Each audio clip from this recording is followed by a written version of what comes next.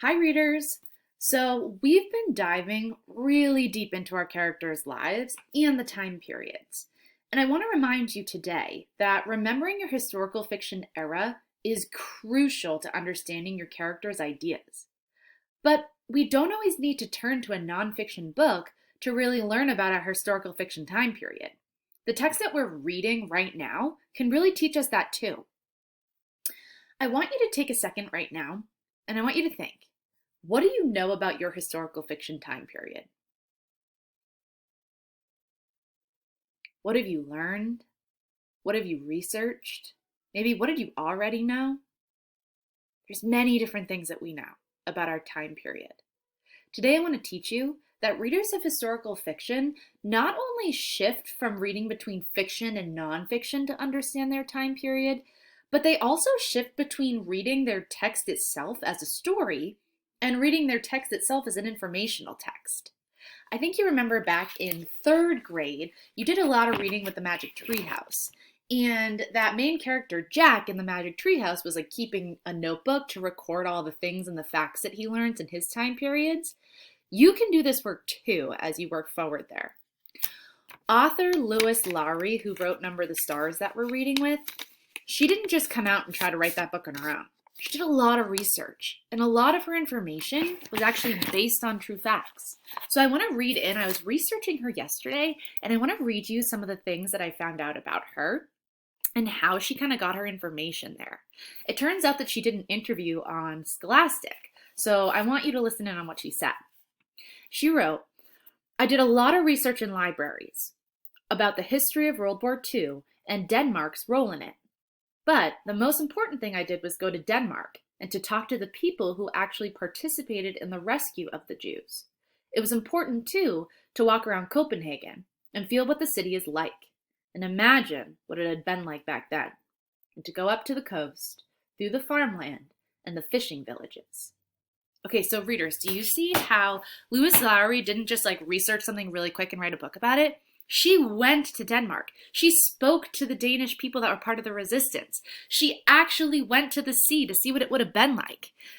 This is so, so important. We can value the information that is put in our historical fiction books, but we need to read it with that lens. So today, we're going to take a look at part of Number the Stars, and we're going to read it with this idea of historical fiction lens in mind. Reading an informational text, after you read, you always want to ask yourself, what can I learn about this time period? So today, as I read this part to you, let's think that same idea together. Okay, so readers, the part that we're going to revisit today was this part in this chapter of Number the Stars, where they're already in that house on Uncle Henrik's house by the sea. And there's this idea in this conversation that goes on about butter. And the first time I read it, I thought it was kind of funny. They were just joking. But now I'm going to go back and I'm going to read this through an informational lens. And as I read this, I'm really going to think, what can I really learn about this time period based on this conversation? Listen in. Mama followed Anne-Marie's eyes to the pitcher. Fresh from blossom, she said. Henrik milks her every morning before he leaves for the boat. And, she added, there's butter too. Usually not even Henrik has butter, but he managed to save a little this time. Save a little from what? Anne-Marie asked, spooning oatmeal into a floured bowl. Don't tell me the soldiers try to, what's the word? Relocate butter too? She laughed at her own joke.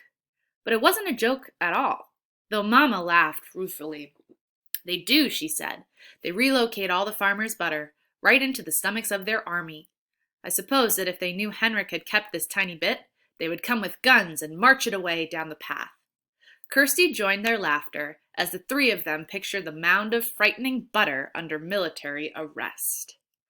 Okay, so readers, when I first read that the first time, I just thought it was kind of a funny joke, but now that I'm reading it the second time, there's actually a lot of history in this part, specifically this word here called relocate. So I really need to think, well, what can I actually learn about this time period with this part here? I can learn that the Nazi soldiers relocated not just Jewish people and people that they believed weren't part of that elite group, but also they relocated food. And they took food and many big goods that people used to use and eat for their own armies. That's an important fact for me to know. So I'm going to write that down here on the side where I'm taking my notes. Relocation, not just for Jewish people, but also for food. Ooh.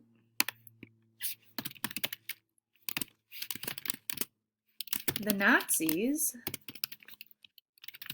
took butter from farmers and used it for their own army. Huh, interesting. Okay, so readers, as you're continuing with your historical fiction books today, I want you to really focus on that historical fiction time period. You don't always have to jump to a nonfiction text to actually learn more about that era. Instead, you just have to switch the way you're reading your historical fiction book from a story to an informational text. And when you do that, ask yourself as you're reading, what can I really learn about this era? Let's get started.